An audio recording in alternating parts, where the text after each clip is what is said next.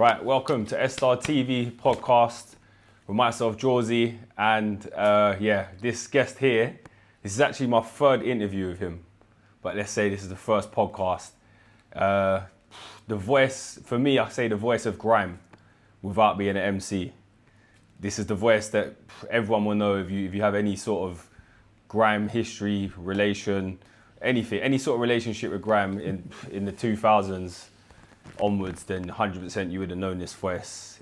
Sitting beside me right now, apart from being a West Ham fan, is a top geezer, Logan Sama. What's going on, brother? How are you? Listen, man, you don't get to choose your football team. I always say that. You either support your local team or the team your old man supported. And unfortunately, I'm like 4 generations underneath West Ham. There's no escaping it. Yeah. Fair play. You've had a couple good years, to be fair, before the last 2. Yeah. Before the last 2, I was going to say, yeah. It's all right.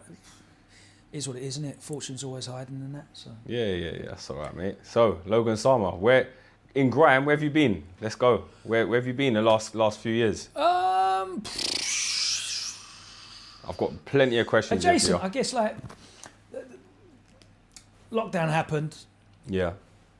A lot of things kind of changed in terms of outside. And for me, Grime was always an outside music, you know.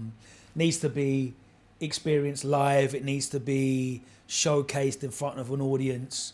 And a lot of the places, I heard numbers, it was like 55% of live music venues in London closed down since COVID. That's either because of going out of business because of COVID losses or, property redevelopment, which is obviously happening a lot in across London, gentrification, that kind of thing, redesignation and licenses being revoked or amended, so that it's just not profitable anymore. So there's a lot less spaces. I mean, there's a lot less spaces for music to exist in a live format. The scope for a breadth of sounds definitely is reduced. So, whilst genres like house and R&B and commercial rap music have kind of flourished in that space, a lot of other genres have found it a lot more difficult. And Grime's always been difficult in terms of the organisational side. That's why, for me, there's just been a lot less going on. And I think I've probably just taken the time to reevaluate how best to engage. It's a very new place. Radio is almost irrelevant now, I feel. When's the last time you put the radio on just to listen to it actively rather than have it on in the background? I remember you doing a tweet a few years ago, and it was like, you said yourself, I only have Talk Sport on radio. Yeah. So mainly Talk Sport.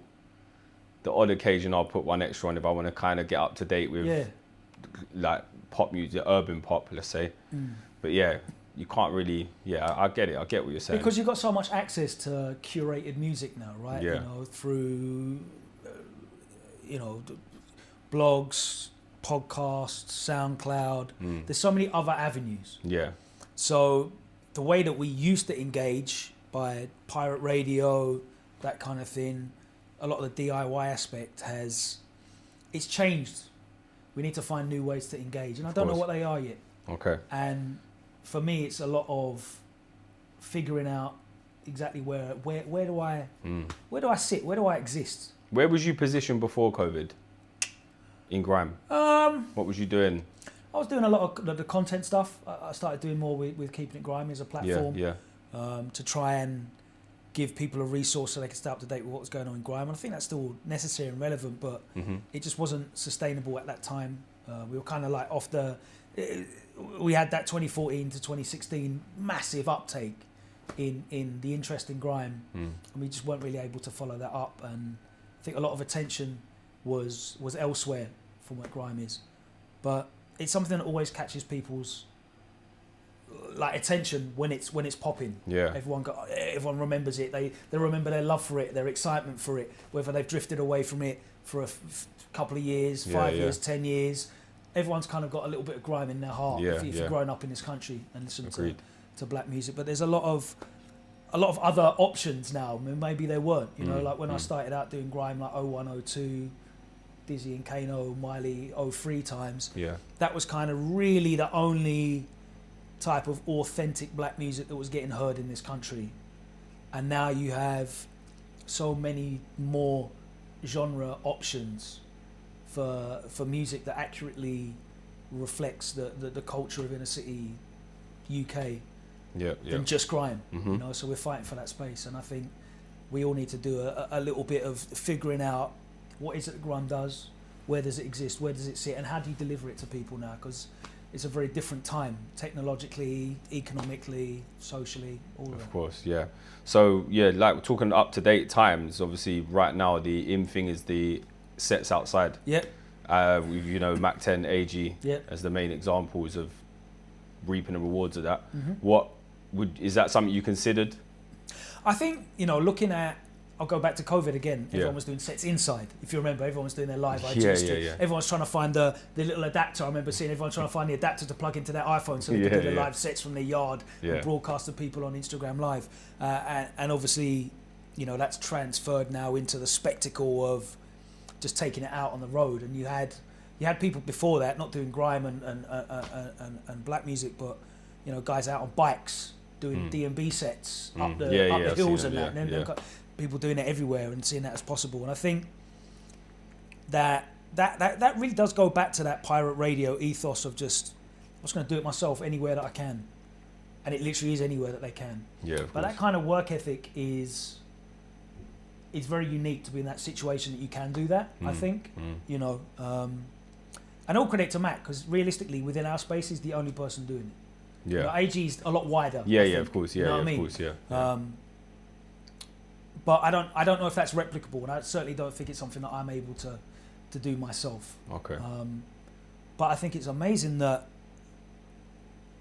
like, he's been able to do it. The way that he does it as well, the way that Mac does it specifically is unique to him, because I love the way that he carries it like an instrument. You know what I mean? Like the that controller, wireless one. Yeah. the controller's like an instrument to him, and that just looks sick. And the one thing that I've looked at about that I think is really, really great for his profile and branding, outside of, you know, going back to things like F64s or the old DVD freestyles from, you know, way back in the day, Mac's in the videos. Yeah. Like he's not stuck to a table doing the mix. Yeah, he's part he of the can energy. get in it. Yeah. And he does get in it, and I think that's really, really cool. But I'm not really, and I never have been a kind of person that wants to, oh, that's working for them, let me do that. Of course, yeah, of course. Because he's thought of that and done it his way, and I like that for Mac. Yeah. You know. So you're saying at the moment you're working out your space in the game again? Yeah, I don't really know where it is. I'll be honest with you. I mean, there will, when you finally work out, there of course is a space for you, because it's just, you know, what that peg is for me to slot into, because for most of the time, as you mentioned, it was the radio every week, and I don't think that that's a relevant space anymore. For me, my job was always sharing my enthusiasm and passion for new music and what was going on, and updating people on on a scene-wide level, not really like a performance, because I know, you know, you look at guys like Mac was probably one of the first, and then you had guys like Spooky and Spyro, and there's guys like you know, Bossman as well, who were always looked at as like a mixer's mixer, and I was always all right at mixing, very good at hosting, very good at keeping up to date with what was going on, and that kind of kept me at that position, because in that lane that I found for myself, I was able to outwork everybody in that lane and carve something unique out for me. And if I was to go, oh yeah, like AG and Mac are seeing bare response from going out and DJing outside, let me do that. That's kind of the opposite to what I did in the first place, because when I got on pirate radio, it was all about, right, go Music House, JTS, cut your dubs. Everyone's cutting dubs. You've got to have a big record box. Okay, that's what everyone's doing. That's the same as everyone else. If I do that and then go on radio and talk and present and explain and maybe, you know, like, expose a little bit about the artist's background and their story and their plans and what they're working on, that's another lane for me to be like a guide to this scene, if you want to get into it and get invested in the scene. And that was the space that I found for myself. But as I said to you, right now, I don't think the radio is the right place. Maybe there's a space in which I can do that somewhere else, but I don't know where that is yet. Yeah, because even if I look at your skills, you was easily the best presenter, authentic grime presenter in terms of like radio shows and things like that.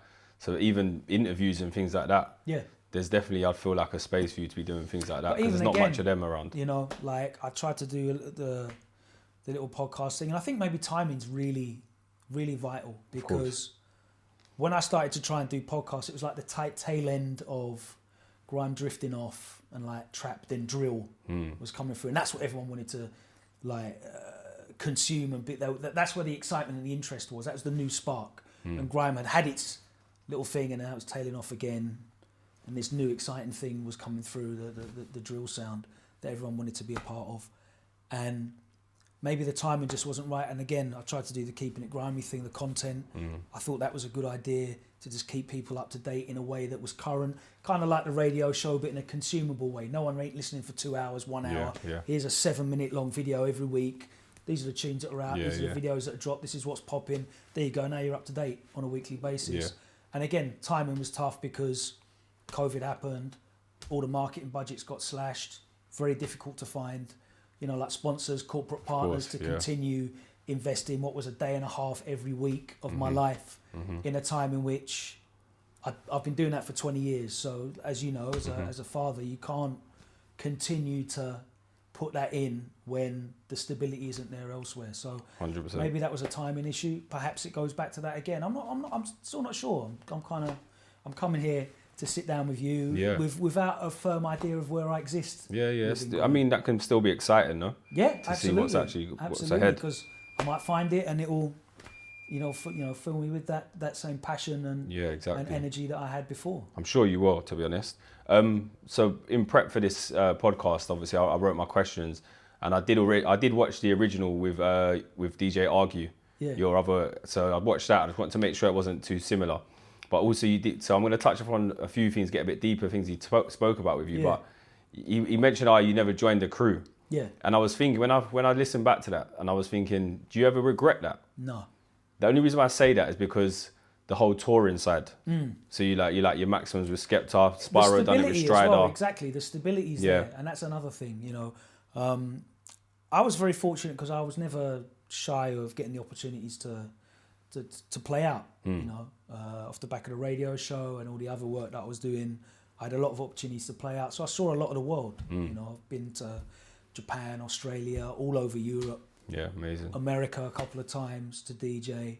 And through the other stuff that I do with the esports, I travel a lot as well. So I never ever felt like I missed out. The only thing that I saw was, you look at the times when it's a bit harder, and there's the consistency in work there, because if you're an MC of a certain level, you'll always get a variety of shows, and you'll always see some of those names that you just mentioned. Yeah, everybody at work, you should then get more work out of it, shouldn't you? Exactly. Because I think of, Rude Kid with Gets, even though Rude Kid's the producer, so, he does have a big hand in it. The same with Spyro as well. Carnage with Flowdan goes around with him. Exactly. So, I just thought, maybe, not that, you missed the trick there, but I just felt like maybe, like you said, it would have added more consistency. I felt for me that it was more important for me to be, not that anyone believed it, but unaffiliated and unbiased in what I was trying to promote. I understand that. I get that. Because I generally just love grime. I don't care where it comes from, who's making it, whether it's my brethren or you think I'm a cunt. If you're making good music, then I'm happy to. Yeah. I want that music to be heard. It deserves to be heard. And I always really put that at the forefront. I've had a few hairy moments of doing like war reports on Rinse back in 2003, playing tunes that Fire Camp have done in front of guys from Roll Deep that I see almost every day. But this is what I'm just reporting. What, did they say something to you? Huh? They said something to you? No, but when you can feel like it's a bit like, right, what, you played a tune and my man said this about me and but you understand that I'm just promoting what's going on. Yeah, I get it. Yeah, let's move on to like the Kiss days then. What year was you on from until? Is it 04, 05? I want to say it was 2004 is when I got on.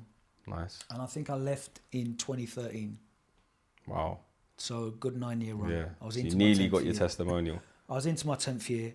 I could have got my testimonial, but I would have definitely been only coming off the bench for Carabao Cup games, because the way that they were dealing with specialist radio at that time on Kiss was very disappointing, and I opted to leave rather than just sit around and do.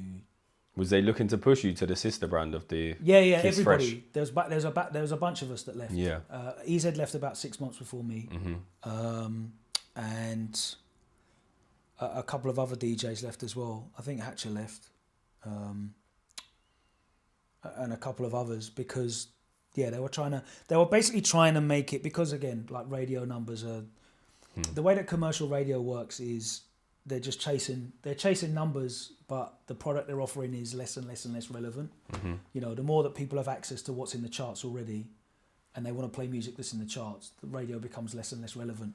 And a lot of these places, you know, they'll steal your last name. So it's me. I don't know if you listen to Kiss in the daytime, but it's still like, it's me, Dave, on Kiss. All right, Dave. Nice one. It's me, Sandra, on Kiss. All right. Like I don't know who you are. I've got no connection to you. You're only allowed to speak for 3 seconds between a song. You're basically like an AI generated voice in between a playlist of music that everyone knows already. And they wanted to do more of that and make it less and less and less specialist music in the evening. So everyone's show was getting either squeezed, which already happened. I went from 2 hours to 1 hour. And then everyone was trying to get shunted off onto that Kiss Fresh digital bollocks. So. Yeah. I do wonder why, you know, sometimes you're listening, you might have Magic on a random one or something, and you get Sally saying, "Oh, can I hear Careless Whisper?" And you think, you've got it on YouTube and Spotify. Do you know what I mean? I do get like now, like, because everything is in demand and you can get it straight away. So it's strange when, All right, so I want to talk about, like, I've got a few questions for you around Kiss, but what's your most memorable sets on there? Oh, wow. I'm not going to say pick your top 3, but what's the ones, when I talk about the sets on there, what are the ones that come to mind? The ones that I really, really remember strongly are obviously the P Money 20-man set, because we finally did it. That was a meme, wasn't it, on Rewind Forum? Like, it's finally going to be the 20-man set. Oh, okay. Tonight's me 20-man set. Yeah. Because the forums were jokes. They just troll every week about what the set was going to be. Big up Hidge, you popped up on TikTok the other day. Yeah, he popped up. You popped up on there. Big shout out to Lemon as well. Wherever we got Lemon as well. But yeah, we finally got that. That's the one with Fangirl on it when he does. Oh yeah, that's a good set. He went in, didn't he? Yeah, that's a viral moment. I loved the 140 Grime Street set. That was great. You had the Getz and Kano and Skepta moment. That was cool. Yeah, do you know what? Because I've got written down here some stand-up moments, and the part when Getz is like, "I'll wrap you up, Logan." What was it like in that moment for you? Was it hilarious? Because I remember you was like, "All right." I can't remember you said, "Calm down, all right." No, let's not get. Calm down. It was hilarious. It was just banter. Like, these are people. Did he apologise to you after? Nah, because we're just. He ain't going to apologise, is he? It went out on air, like. I know it went out on air, but you know, do you hold these people to professional standards? Well, I'm sure we've got another one we'll talk about further down the cards. But he did apologise though. But yeah. It made it even better though, didn't it? Really, it's exciting. Kept it raw, didn't it? Yeah, exactly. Do you know what I mean? It gave it even more character, and you could, like, without being there, you feel like you could feel the tension. Oh my God, it's going off in the studio. Yeah, you can feel the studio, but everyone's ego's going off in the studio. Yeah, of course. And that's the exciting thing about Grime. Was there never footage of that one? I don't think so at the time. Oh, that's bad. How gutting is that one of the top ones didn't have the footage? I know. Shout out to God bless you, Jamal. Yeah. We'll catch up with Jamal later on in the interview. But that it's a shame. But again, the audio. Sometimes the audio, because you just build a picture in your mind anyway. Absolutely. Because if you'd have seen it, you'd think. Wouldn't have lived up to it. Yeah. They're all just being silly in the studio and whatever. Because you'd have seen it, but because you've only heard. Getz did sound like he was getting pissed off though. Because obviously he always sounds. He was on the ropes though, wasn't he? Skepta on the ropes at one point. It was a fantastic back and forth set. The energy was brilliant. And there's a lot of filmed ones as well that I remember fondly, just because they always keep getting quoted back to me. I love the Stay Fresh one. The Mayhem, Deadly, Saf and K1 set is one that's always big for me. The Bloodline set was a big one. There was it was really short, but we did a set with, I remember Temps and JME were on it. I can't remember everyone who was on the set. Because again, we're looking at like 6 years worth of sets, once a week. Yeah, of course, yeah. Great energy there. I had a bunch of great ones with New and Generals. I had a fantastic couple of sets with Roadside G's. They were always great to get up there. You seem to have quite a good rapport with Roadside G's. Again, you seem to work well that I set. just really liked what they were doing. Yeah. And I feel like for them, they might not have thought that they were getting the support elsewhere that they deserved. Yeah. But they always got the support from me. So I had a really fun set where I went back to back with Mac 10. I remember it. Kiss. That was one of the very, very few rare back-to-back sets that I ever did on the radio. There's just loads, man. I genuinely can't remember most of them. How many moments did you have, as you predicted, the Dot Rotten one, where he said, treat me like Jeremy, treat me like whoever else he said? Genuine moments of disrespect, that's probably the only one. Would you not put the Gets one as disrespect? No, he's being silly. Because I've got it written down here, the Get stand-up moments, not negative, but moments we remember is all the Gets and Dot Rotten. Yeah. Because if he'd have meant it as a threat, that's very different from, come on, we've got to wrap it up now. I'll wrap you up. It's quite a classic.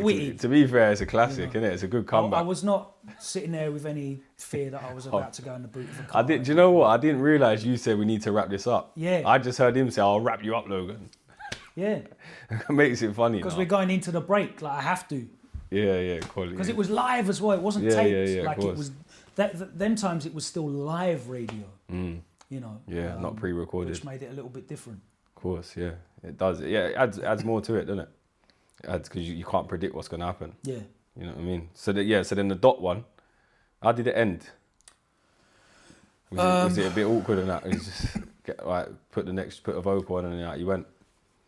Well, it was a shame because with Dot, I was a really, really, I am a really big fan of his creative genius. Yeah, he is. And I specifically asked him to come onto the show to showcase not only himself as an MC, but as a producer as well, because I think that's the unique thing about Grime. You have so many artists that are great in front of the mic and on the buttons as well. And even in the studio as engineers, exactly. The whole thing. Oh, whole yeah, package. exactly. And, we saw that as he carried on his career the creative visions that he had for other artists as well.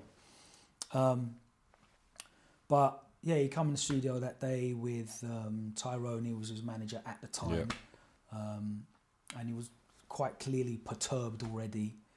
I had asked him to give me a selection of his productions in advance, which I hadn't had. He turned up with a CD. With the CD, yeah, I've been there with him a few times. Yeah. So obviously I'm playing tunes that I've never heard before in my life, and Dot's tunes are not always structured. Not predictable. 8 drop. So I think the big one was hit him like a lightning bolt's got like a 32 bar intro, and I'm expecting to have a 16. Yeah. So I don't know when it's going to drop, because literally I've pressed play to cue it up. Is the first time I've heard the song. I've been there, and trust me. And if everybody came home from a record shop and bought a white label, and the first time they played it, it was being played to 100,000 people, and all they did was bring it in 16 bars too early, then they'd be quite proud of themselves, to be honest with you. But yeah, I mean, look, if I'm playing tunes that I know inside out at the back of my hand, I'll do all manner of things for you. Yeah. I know the chopping patterns. Yeah, of course. I can give you a double drop, all of that. I'm just, okay, cool. 8, 16, 6. I just wanted them to spray anyway, so here you go. I'll just layer the beats, I'll fade them through. They're in time. It's going to drop on beat. Carry on spitting, because this is to showcase you. Yeah. but he was really perturbed on the day, and it's not my place to share about what was on his mind at the time.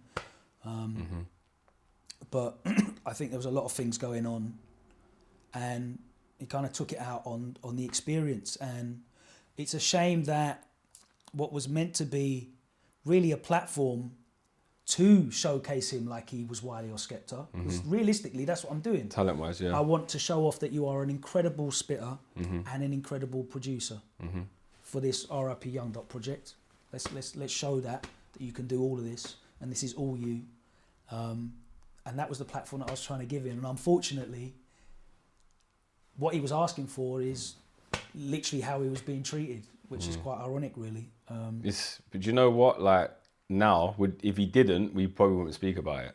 Yeah, but Do you know I mean, what I mean? even So then, it's like, a talking point. I've reached out to him years later when I was doing a project with Fabric, and specifically asked him for a track from that.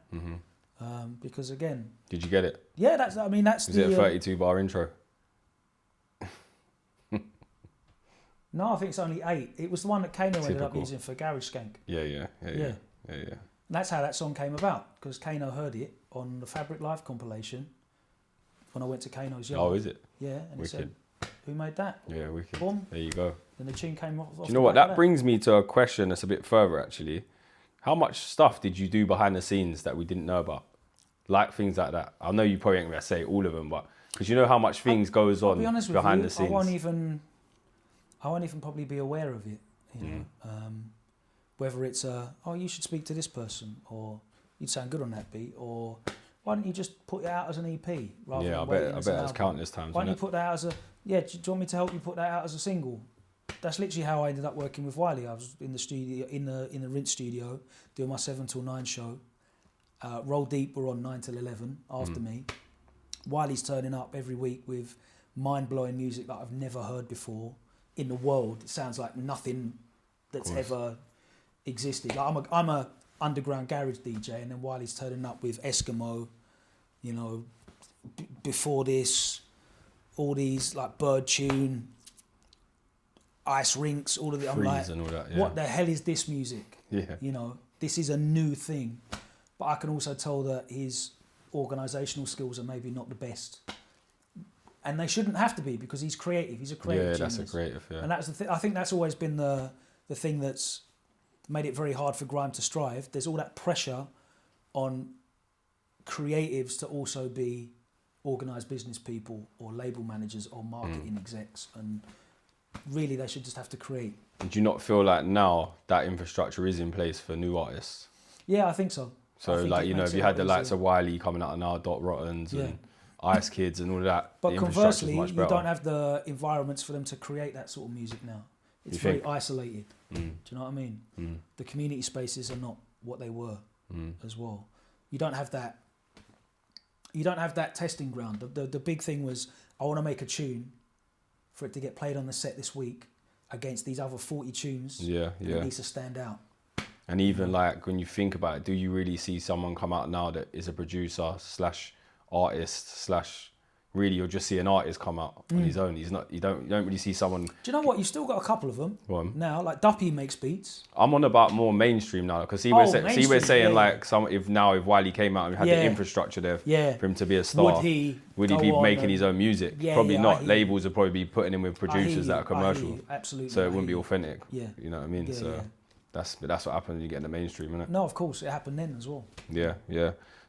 Thinking off the top of your head, is there, and not to dig anyone out, is there any like artists, you know, because I kind of put Dot, even though Dot's gone on to do well in other scenes or whatever else he released and label-wise, do you feel like there's other artists that should have got further? And is there any that spring to mind? All of them. When you think, oh, that was a talent.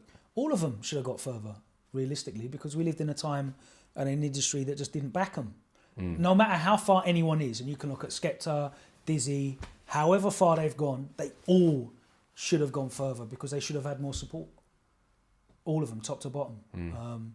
Do I think that there's artists that had a talent that deserved to be shared with the world and it didn't get to be heard? Yeah, definitely, 100%. You know, you look at how long it took like Flowdown to get heard by the rest of the world, and that was just hard graft continually and over and over and over again. But then you've got guys that maybe you don't hear as much from, that were incredibly exciting back then.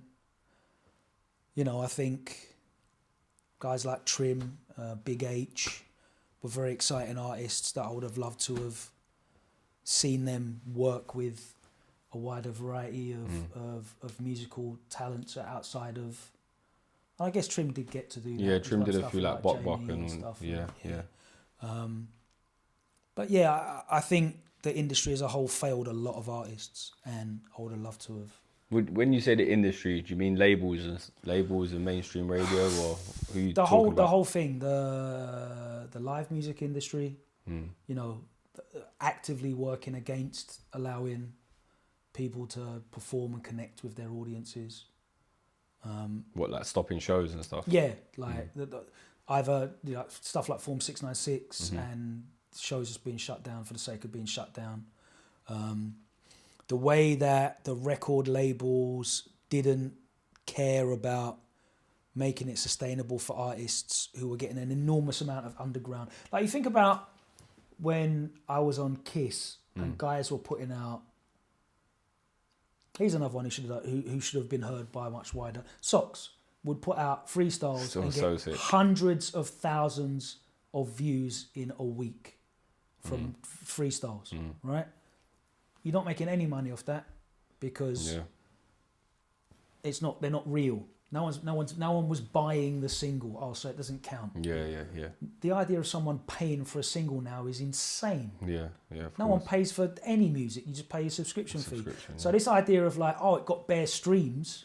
I'm seeing people celebrating Central C's album that just came out recently. Oh, it's the biggest UK rap album of all time because it's done all these streaming numbers.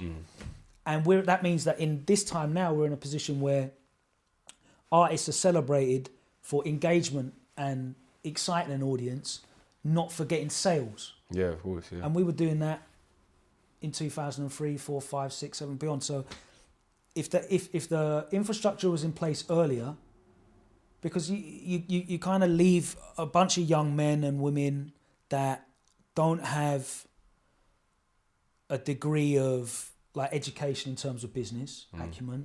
They don't have a lot of guiding hands and support from people that do have business acumen, and I'm not one of them either because I'm just someone who's mad keen on music. I don't know my arse from my elbow when it comes to running a business. No guidance like that. But when you think of, you know, like indie bands, for example, that again they don't know how to run a business. All they know is to write songs. There's a framework in place that can just put them in a bubble and allow them to just generate revenue. Yeah, of course. We never had that. And that's a crying shame that the amount of excitement and engagement that we were getting in that early years and throughout, to be honest with you, was just kind of swept under the carpet because, like Get said, you know, people say Grime won't get man a mortgage. Well, it didn't at the time because the infrastructure wasn't in place to monetize that engagement.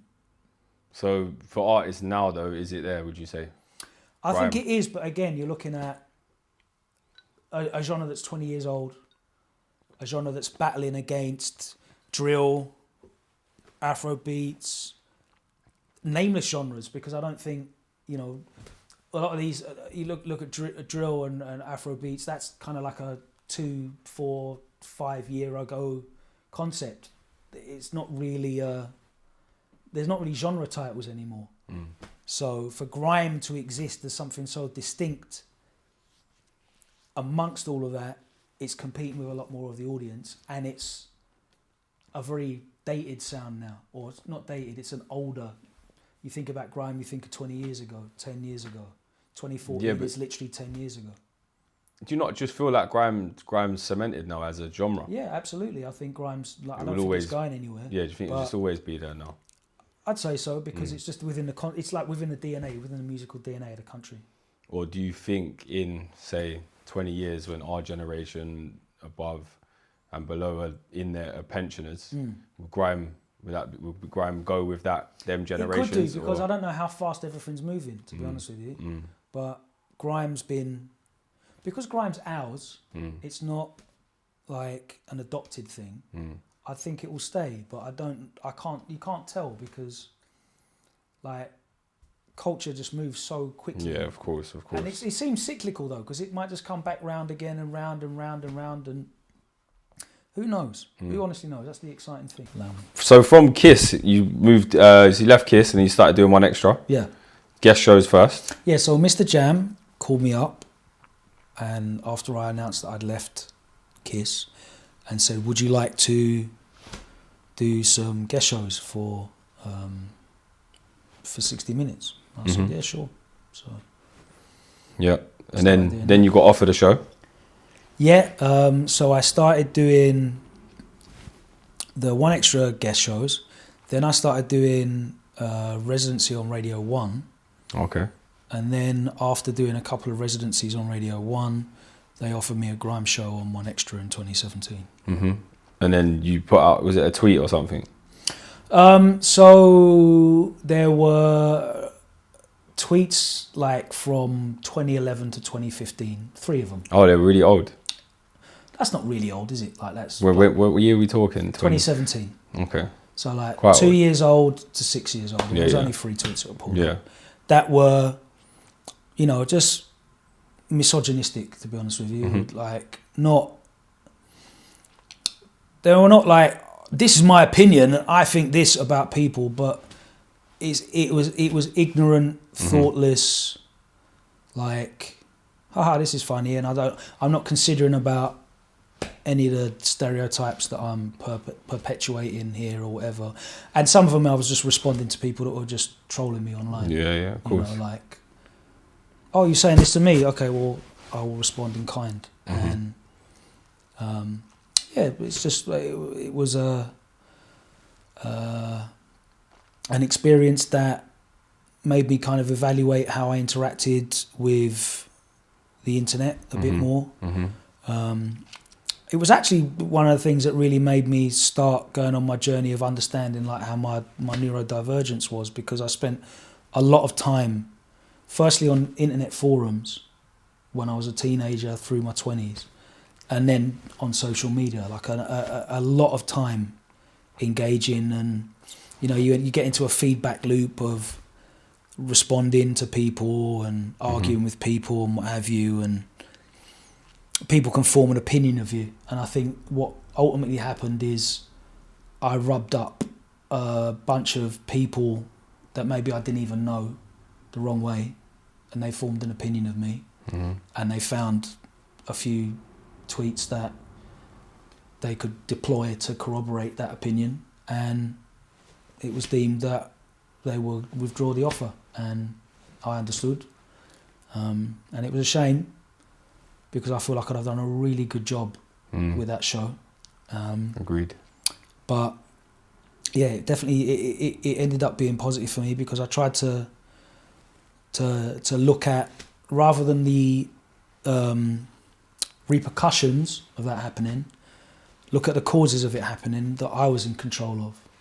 And you know, are you saying things to get a reaction out of people that are unkind? Like, are you using your time on this planet to be kind to people, or are you being snarky, sarcastic? Are you winding people up? Are you saying stuff to get a reaction? Is that a use of your time that, like, when you're on your deathbed, are you going to be proud of doing this and engaging in this? And even if it's not stuff that's problematic or unacceptable, just generally, you know, is this a way that you want to spend your time that you're going to be proud of? And it isn't. So, but that led to me seeking a diagnosis for my ADHD. It led to me finding out more about ASD, and just generally how my brain was wired.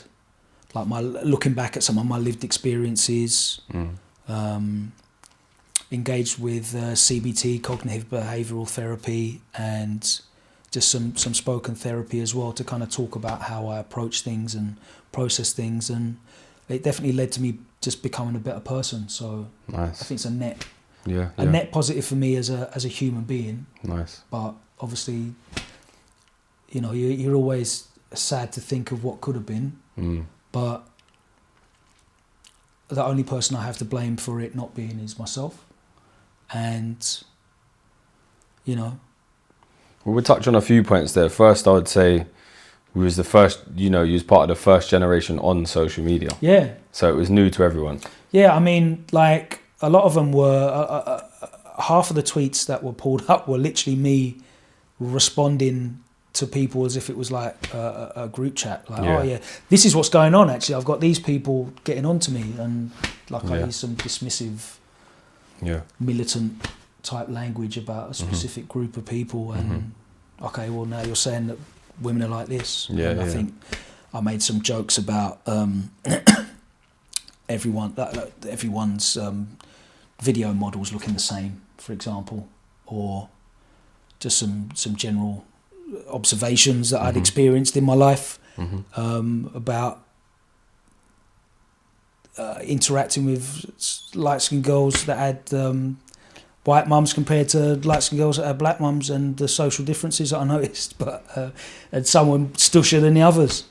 But from my position as a visitor within the culture and the position that I held, I certainly could have done better than that and been more respectful of the environment.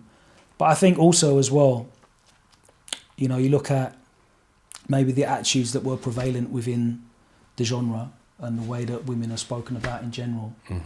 And I certainly fell foul of trying to fit in, and allowed myself to act in a way that I probably knew was not how I actually wanted to be. Which a lot of people are like online though. Yeah, a lot of people want to fit into the crowd. Yeah, exactly. Yeah, absolutely. And that's something that someone with my brain type is quite susceptible to. You can allow yourself to put on a mask and try and adapt to other people's behavioural patterns so that you can fit into them a bit more. Which is quite ironic because I never really changed the way I spoke, or I never really changed the way I dressed. Always kind of, I'm just from Essex, and I'm not trying to pretend that I'm from Tower Hamlets or Newham or whatever. I'm from Essex. Like I'm just a visitor here, but maybe I definitely did know better, and I got into that feedback loop of using social media and forums and just over engaging, like wasting a lot of my energy. And as I said to you, I think realistically what actually happened is I created an image of myself that a lot of people probably disliked from afar, people that I didn't know or didn't have any direct engagement with, and maybe they just didn't want me around the office. And one extra, and someone brought up and said, "Oh, he said this, this, and this." Okay. So it was like that, was it? Yeah. From what I can tell, but no one other than me typed in tweets. So that side of it, of course. Yeah. But I think that's something that is very easy to do, and I'm very aware of it now that, social media is reality now. Maybe, as you said, to the first generation of people that kind of engaged with it was like a playground, and everyone could play dress up and have whatever picture they wanted and all this, and you just say whatever, and it was like a group chat and whatever. You've seen loads of people get cancelled for saying horrendous things on social media, which, thankfully I never was involved in any of that. But now it's a business, isn't it? People make their living on there, don't you have to remember now it's permanent. Like it's been there for long enough now that there's a permanence to stuff that you put out there. And, you have to conduct yourself in the way, and just generally, just if there's an opportunity to be kind, take it, and don't waste your energy just being mean-spirited, or, in the same way you look at how comedy is now, and it's not acceptable to make jokes at the expense of people, punching down or sideways or whatever. You have to work harder at your comedy and write better jokes. Don't just go for the easy laugh and the vulnerable. Certainly the situation with social media, where I'd see people saying madness just to, this is today's topic and we're all going to argue about it today. Yeah. What do you think that did to your career as a whole, that moment? I'll never know, to be honest with you. It certainly came at a time where Grime was on a downturn. It was very difficult. I was very disappointed by the amount of support that the BBC gave Spyro for that show, to be honest with you. What, they didn't back him enough, you mean? I don't think they did, to be honest with you.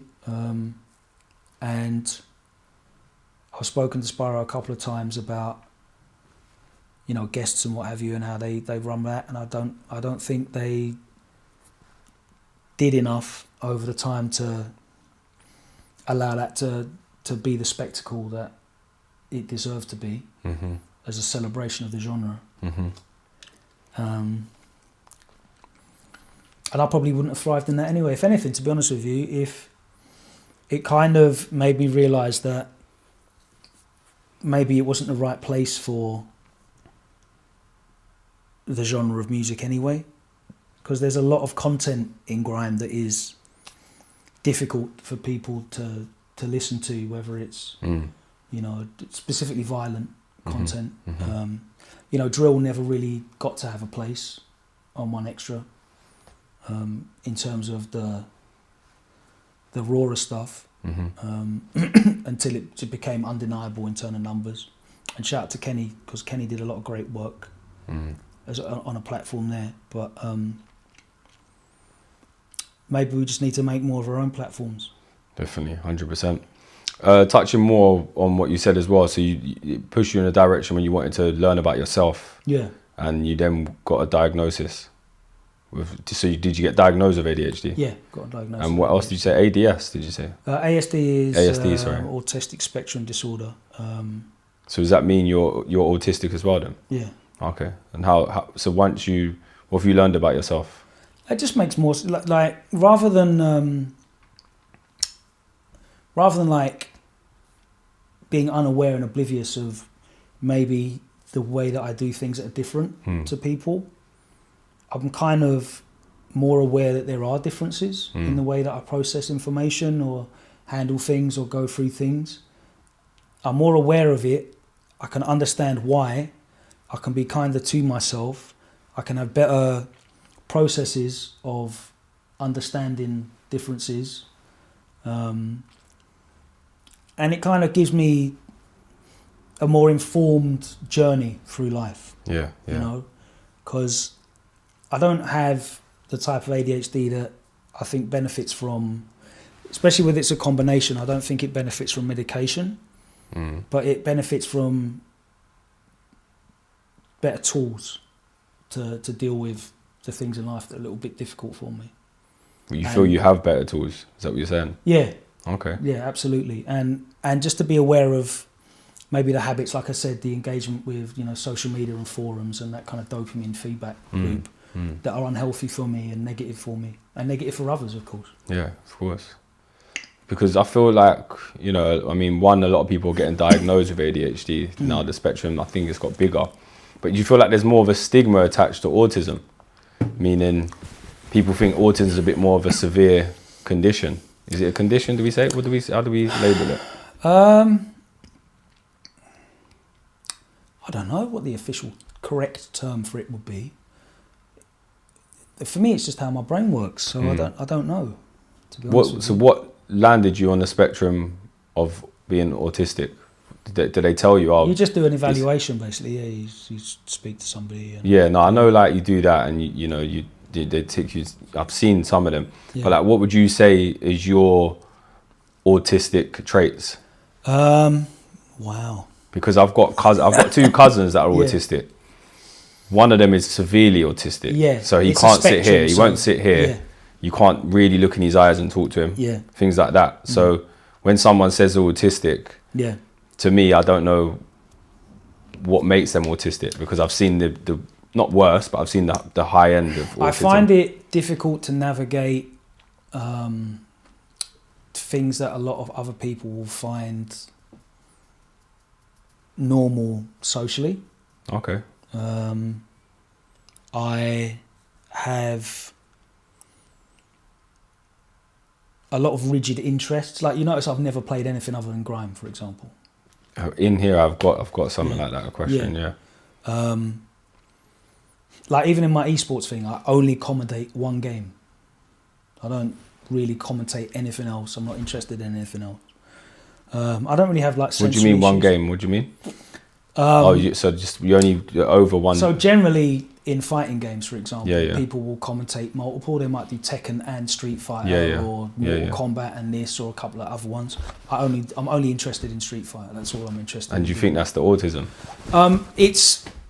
that kind of like rigid thinking is certainly part of it, but it's generally more so my way of like navigating social environments. You know, I didn't really have any long-term relationships for a long while. It's interesting because as a grime DJ, you've been around a lot of crowded spaces, confined crowded spaces, you know, doing the sets and stuff. So it's quite interesting. But when you go, okay, like this is the thing that I'm doing, then you're okay with it. It's a set of like really rigid rules. Like say for example, obviously I've never met your cousin, but if they have a set of sensory rules that they're okay, and there some things are horrible, you know, they can't touch certain things, or they'll hate being wet, or it's too bright, or it's too dark, or it's too loud, or they hate silence. You have a set of rules, and when one of the very interesting things is, I mean, it's kind of a buzzword, it's not an official word, but people will call it AHDH, where it's like autism and ADHD will combine to have layered effects, where like I can hyper focus on some things, other things I can't. Like I get, it's actually like a cognitive dissonance. Like it's painful to focus on things. Other things I can do for like 8 hours. I won't eat, I won't drink, I won't get out for a piss, but I'll do it for like this one thing, and I'll do it for like 8 hours. So do you recognise it then in your daily life? Yeah, definitely. Do you recognise it more since you've been diagnosed? Yeah, because you're like aware of it existing. I didn't really think about it at all, to be honest with you. Really, what I noticed was more the ADHD aspect of it. I do everything last minute. Like I only work well under pressure. I only work well under the fear of letting people down. I need deadlines, otherwise I can't do stuff. If there's too much stuff going on, I'll forget the first thing that I've done because the fourth, fifth and sixth thing will overwrite it, and I'll forget, and I'll leave that thing out that I'd started because I'm doing 5th, 6th, 7th thing. I kind of noticed that, where like, oh, everyone else finds the planning really easy, but for me it was really difficult, and I'm flitting between things. Which is funny because you stepped in on the business side of things for Wiley. Yeah, you know because I could see even with him, like, I mean, I'm not saying I did a great job, to be honest with you, but he was all over the place, and I wouldn't want to speculate what's going on in his mind. But like, he wants to do a million things all the time, and that can change from morning to afternoon. And I'm actually quite good at planning, but the things that I want to do. So again, I've written a rule, an invisible rule in my mind that, this is my cause. I'm helping this music come out. Because again, you think, someone with ADHD wouldn't turn up every week to radio and do a radio show and present it in an organised way every week. But I was able to, because that was the thing. That's what I do. Interesting. But I did that at the expense of everything else. Do you know what I mean? I'll do a radio show, and then off the back of that, I'll set up a live event, and I'll set up a record label. And the radio show is what you. I do. Yeah, I get it. You know what I mean? So that answers a few of my previous questions, really. With I know you're saying. But I wouldn't have known at the time. No, of course. So I don't know your situation with your parents who you got brought up with, but who do you not angry, but do you ever think, I wish I got a diagnosis earlier? I don't think the way that different. The problem is, I wasn't falling behind in school, but I was very clearly distracted, and I wasn't hitting like my expected grades. But I was doing well enough, and that's the problem. Like when you're doing well enough, you kind of get allowed to kind of coast along. Yeah. And I also think that like my parents' generation didn't really have a lot of knowledge or information about neurodivergence. So, and I'm the first kid. So like when you're the first kid, it's the first baby they've dealt with. It's the first toddler they've dealt with. Like, that's just how he is.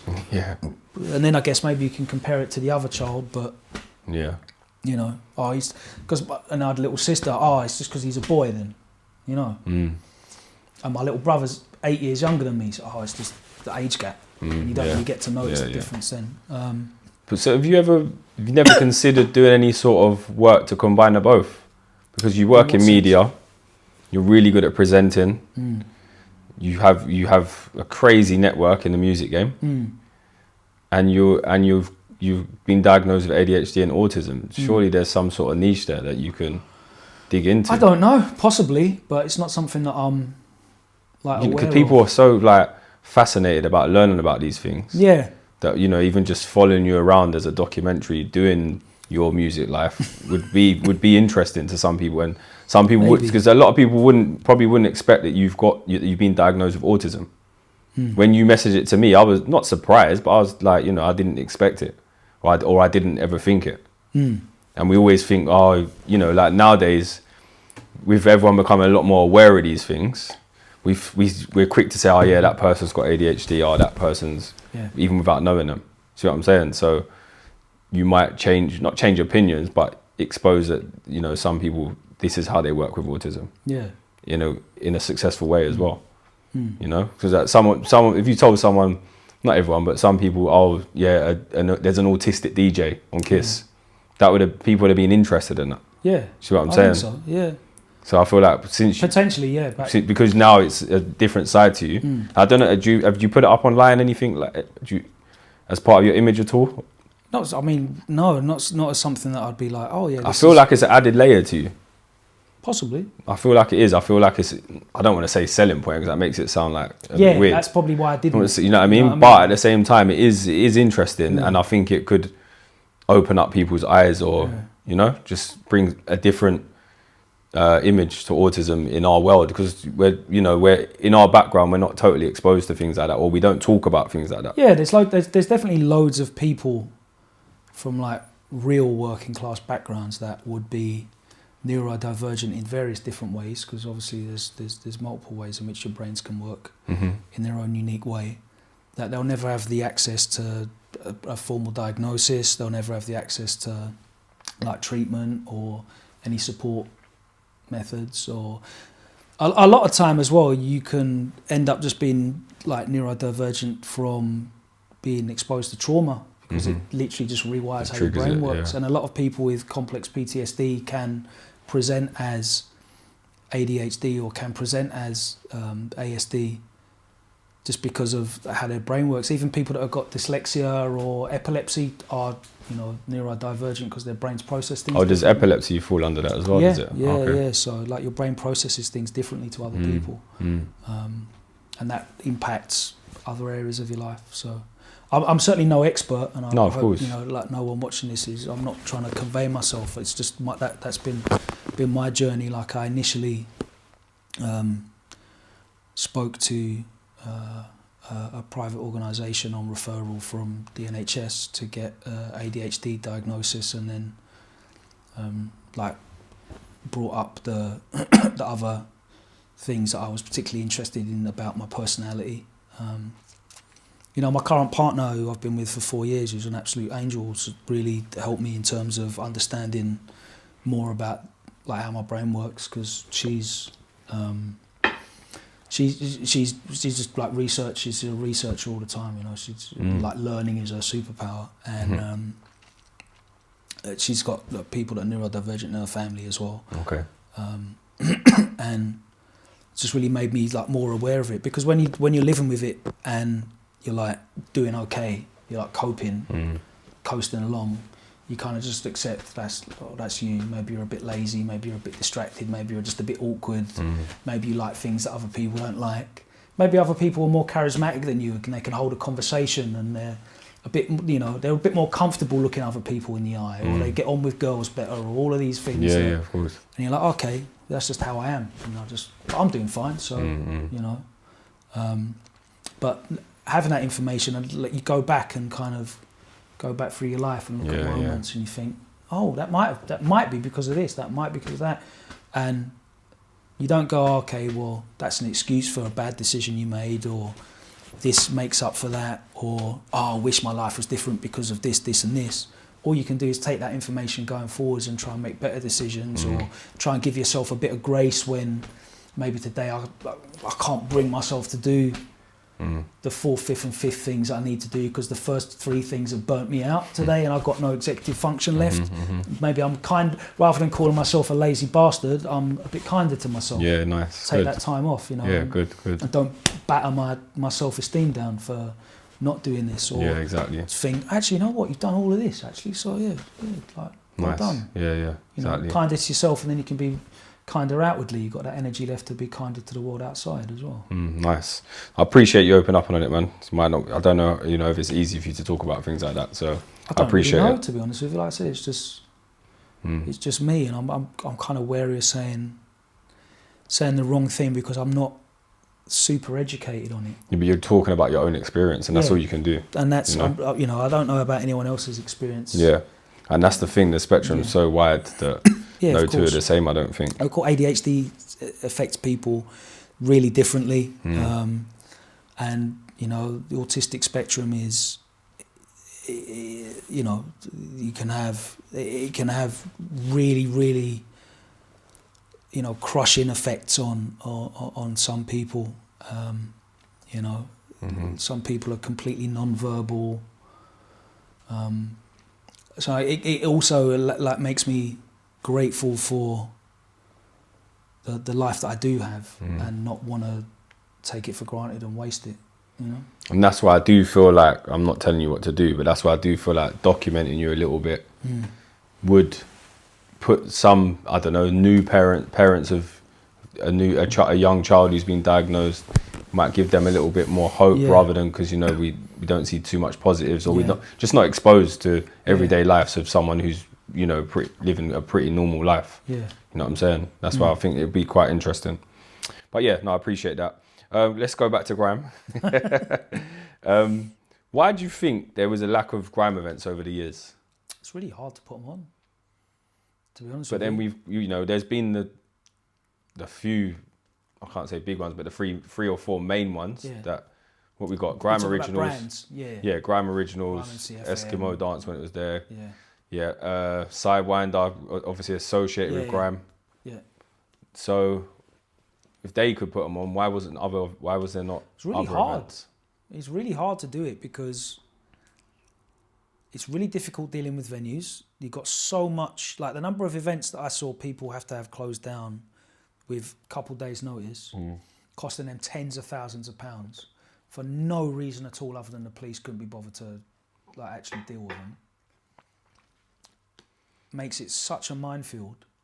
I mean, look, like we both know Cheeky, yeah? What do you think he's rather going to put his time and effort into? Yeah, of course. Doing an Eskimo dance that could get shut down, or it might flop, or he might have to pay this artist 20, 50k. Are they going to turn up on time? Don't know. Is that ticket's going to sell? We're not sure entirely.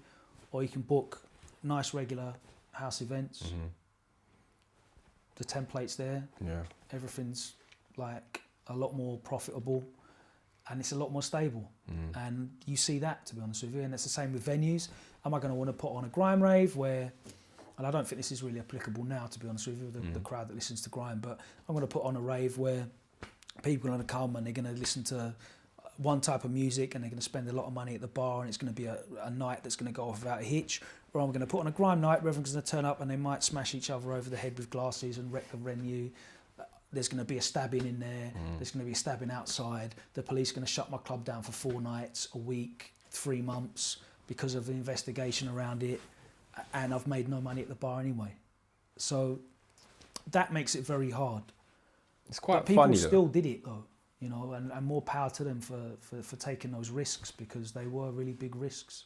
It's funny though, for me, I feel like the people on the stage were a lot more rougher than the people in the crowd. So like, I don't feel like a Grime crowd was even that rough, really. No, did you? Generally not for most of the time. It's not really, is it? We're being honest. Maybe in the early years when the people on the stage and the people in the crowd were generally the same people. The peoples. But after the first few years, it was just, the crowds wasn't even bad, was it? No, but the. But I guess if you've got artists, they can research the artists, and that's where they can stigma stuck with it though. You know, in the same way that like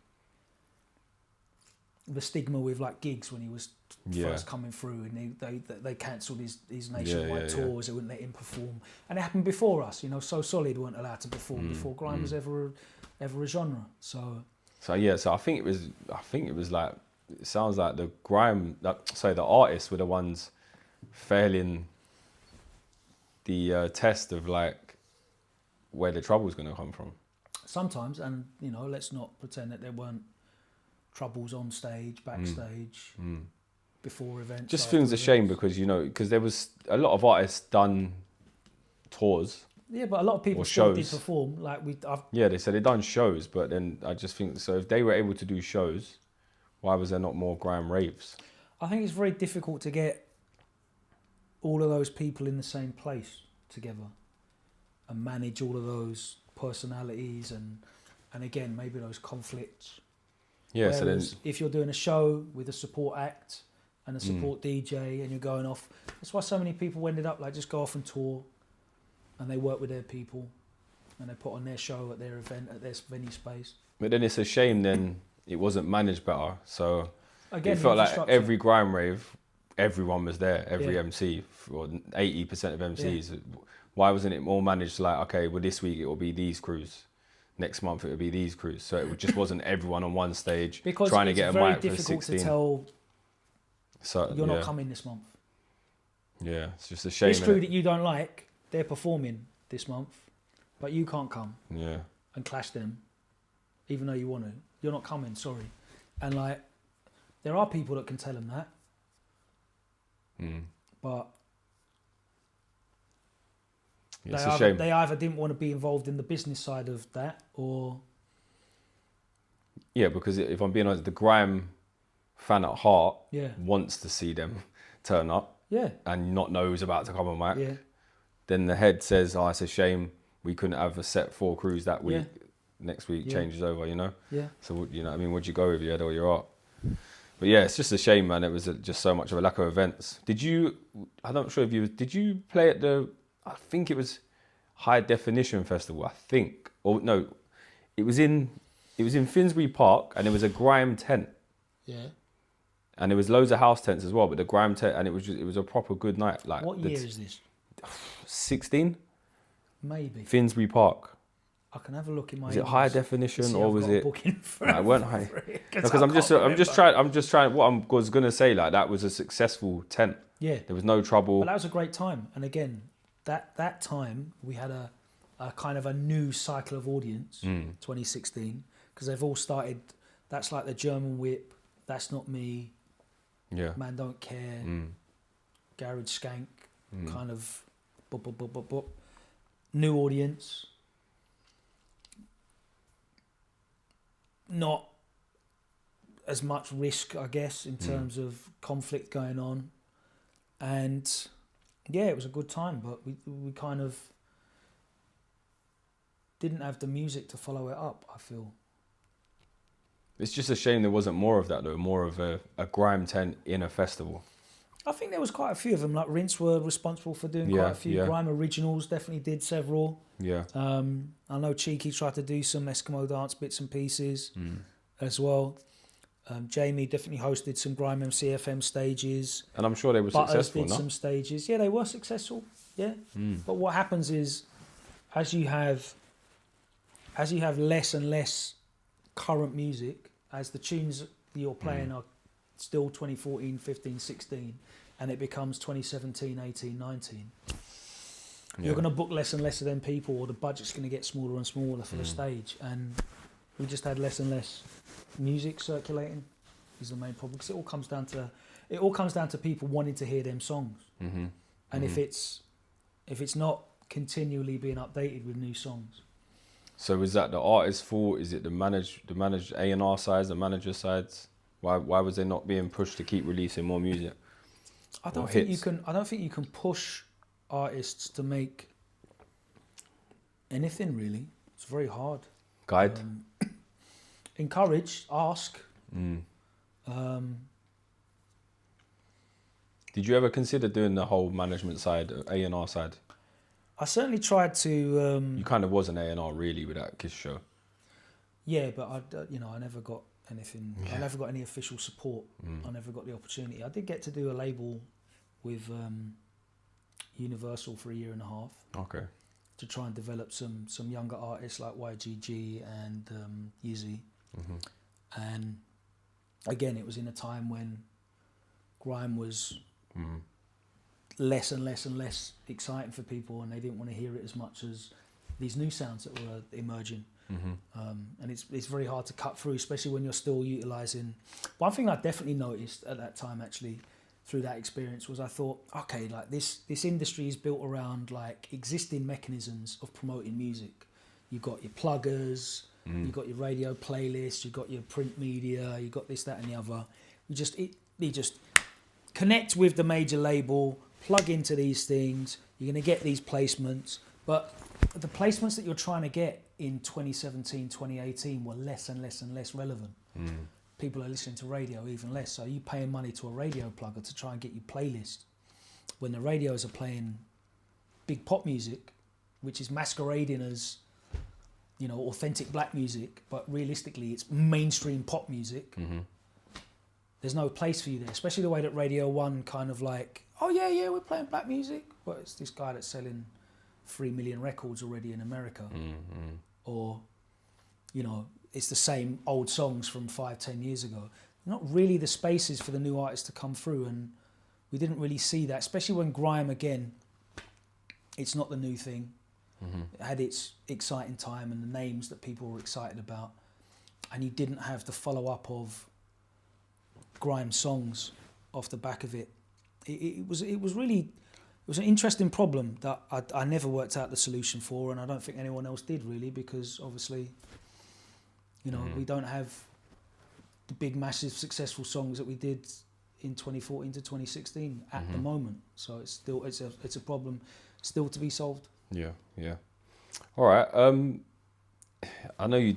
I mean, you kind of told me you don't like doing this, but who are your favourite top 5 MCs of all time?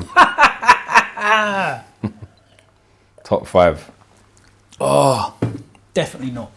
No? No. You haven't got a favourite 5? No, I've got many MCs that I enjoy, and I'll tell you why I don't want to do this. Not because of political nonsense, but I realise that the way that I enjoy art is not subjective of how much I enjoy other art. You know? Because it's not like this drink, for example, right?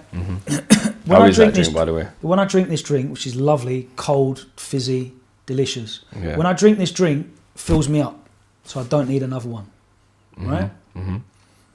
So the drink that I choose needs to be one that I enjoy, and I have to make a careful decision about that, right?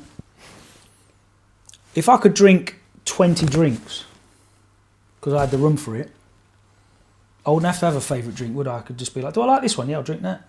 And I like that one, I'll drink that as well. Probably like you on a night out. Yeah. So when I look at art, I don't need to go, do I like this song more than I like that song? Doesn't bother me. All I care about is, do I like that song? So you don't have go-to artists, go-to MCs? In clubs, in sets, certainly. In general, no. No. So like if you're going to the gym, you want to go in the archives, you don't have the set of them, or... No, I wouldn't have like, oh, you know what, these 5 are the guys that I'm putting on. No. Okay. Right, you might not be able to answer this one then. If you could put a dream team set together, from beginning of grime to the end till now, not to the end, let's not say that, till now, and you could pick, let's say, do you want to do 3 or 5? Who would you put in the same room on a set with Logan Sama? Okay, so that's never been done before. Okay, so this is with a view to deliver. This is where my autism will come through, because I'm like, okay, yeah, this is with a view to actually achieve a result. Okay, cool. Yeah, go on then. Yeah, so who do I want in that room? Biggest and best set Logan Who do I want in that room? This is going to be hard, because I'll give you 5. Go on, you can have 5. In that room. Say it out loud. No, because I can only say 5, and I need to bring it down, innit? For excitement in that room, I need to have Titch and Gets in that room. And then for like contrast, I need to have Wiley and Skepta in that room. Oh, you don't even one space. So I've only got one space. Who was it? Wiley and Kate. But that's probably happened. That has happened. With me? Not with you. But Skepta. Oh, not Skepta. Not Skepta. Sorry, I missed out Skepta. And Wiley. All right, miss out apart from Skepta. And then like, I can't do. Oh yeah, I need to do a grime set that is gonna be electric and not have DEE on the set. Yeah. But then there's bare people that I would love to have on that set. Final But answer, this is with a means to an end. So this doesn't mean that I think these are the 5 best MCs or, you know, these are my MCs that I want to. But like, I'm thinking in a room on a set that would be electric. But you know, I've got people that like P Money and Kano and Jamie. Like so many people. Chip. Fucking hell. One I always thought you had a liking for was Prez T. Prez T. You used to love Prez T, didn't you? I still do love Prez T. Yeah. So what was it? We had Skepta. Titch, Skepta, Wiley, D double. Who'd you predict something happens between on that set if it did? I don't know.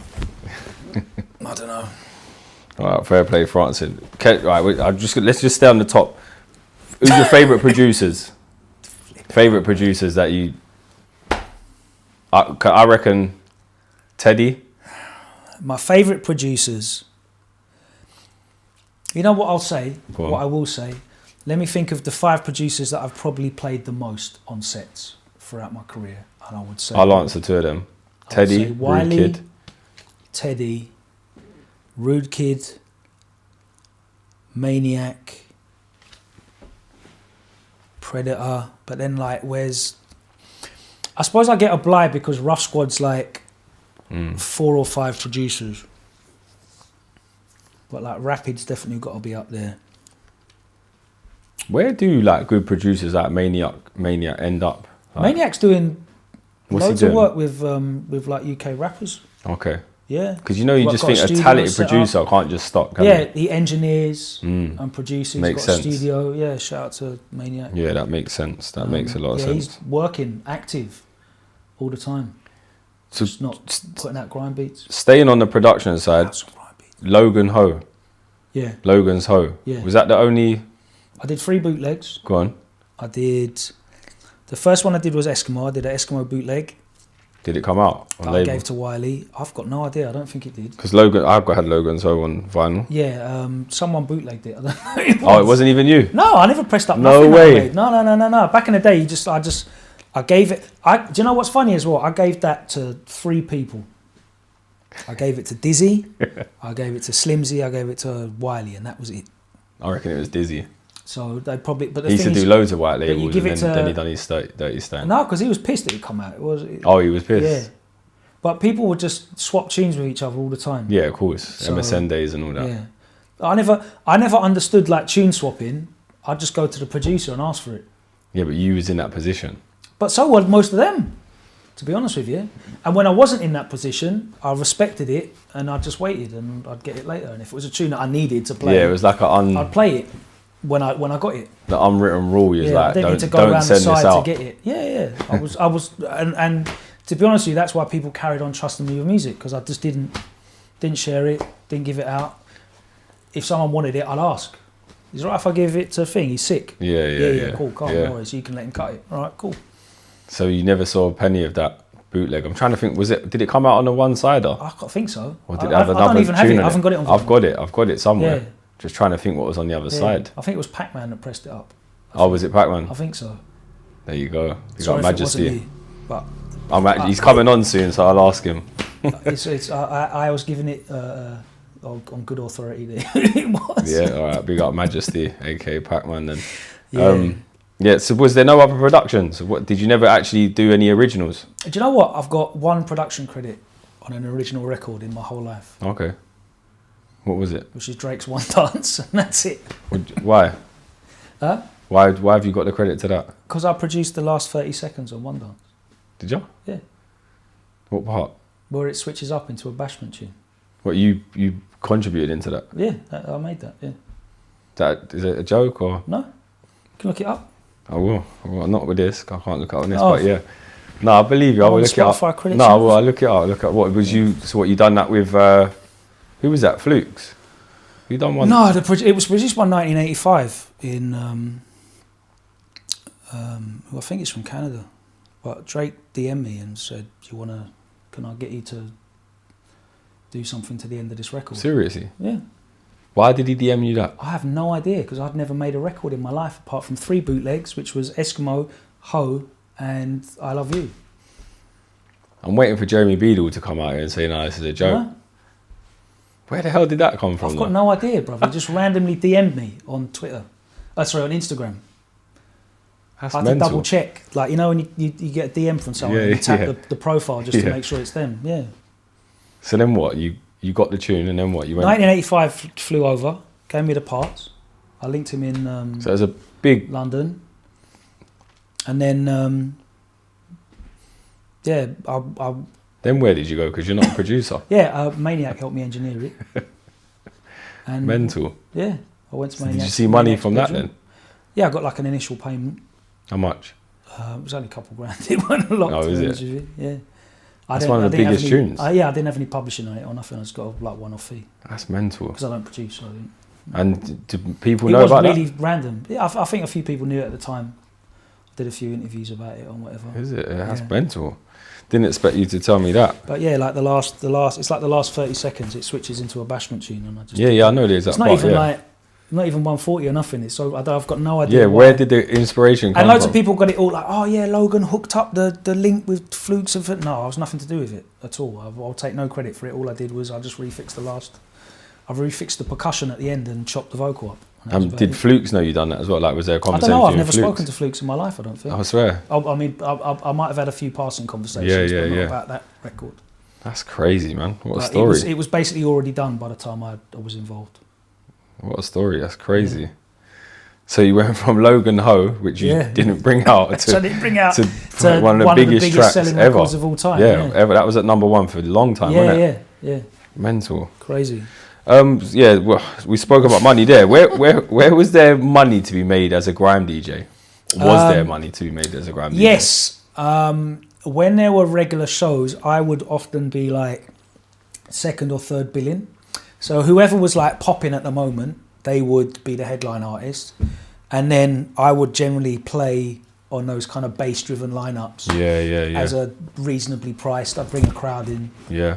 And I'd play out, like sometimes I was playing like 8 times a month. Nice. You know, 2 bags a time. Nice. Can't complain. Yeah, it's good. Yeah, wish it was like that now. but Yeah. alas. And for example, where was that? Where was you doing that? Like Bristol, Nottingham, Leeds, What Sheffield. shows though? Like artist shows? Did you mean? No, like raves. Oh, is it? Yeah. Oh, nice. Like bass music raves, basically. Yeah. Nice. Yeah, wicked, man. You know, Wicked. like I think I played a couple of Rodigan supports. I played a couple of Corrupt FM. Yeah. A couple of course. supports on them as well. Wicked. But generally, it was like who's popping in that Yeah. bass music space, Yeah. and they'd have just a variety of DJs underneath. Might be dubstep, might be bassline, and I'll be Good. Just to break out the interview, usually people do these at the end of the interviews. I'm in the middle. I just play it. It's not a game, but it's like quick fire. Okay. I'm going to ask you the best MC in each one of these crews. So let's say your favorite. You can look at it as either your favorite. Have you ever watched Or your one of best. them 24 hours in police custody things? Yeah. You're going to get a lot of no comments. Nah, come on. I don't do favourites and No, I hate come all on. of that. Listen, this. Say who you think's the best. Come on, let's see if you got it. You're going to be really disappointed. Best MC and Nasty crew of all time. The whole of all Nasty. time. D double, there you go, that's a safe answer. D double. Roll deep. Wiley, safe answer, there you go. East Connection. Oh, wow. I'm going to make you have to dig into the archives here. Gift was in East Connection, right? Wolfpack, wasn't he? I think it was in East Connection for a minute. Was he? I think so. So you going for Gift? Yeah, I if think he it was in East Coast for a minute. So then Wolfpack, Gift, Oh, Gift again, yeah. SLK. Flirt. OGs.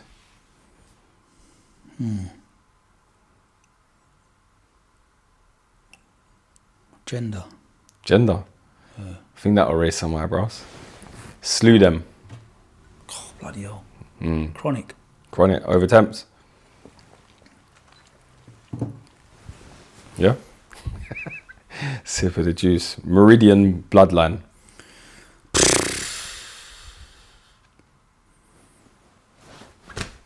Skepta. BBK. Skepta. Movement. Gets. Pay as you go.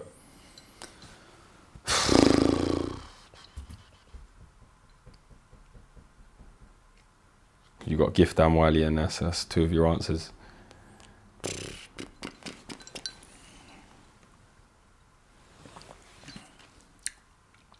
as you go era. Gift and pay as you go era. Gift, yeah. So Solid.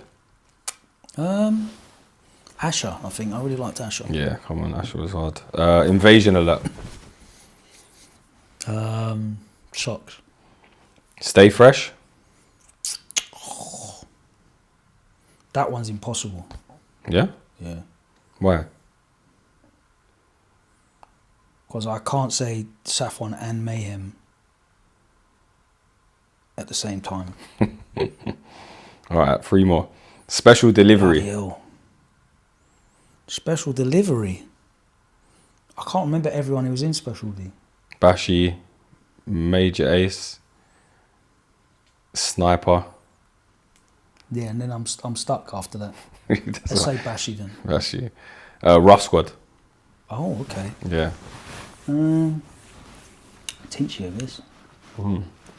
Last one. Favorite old school garage MC of all time.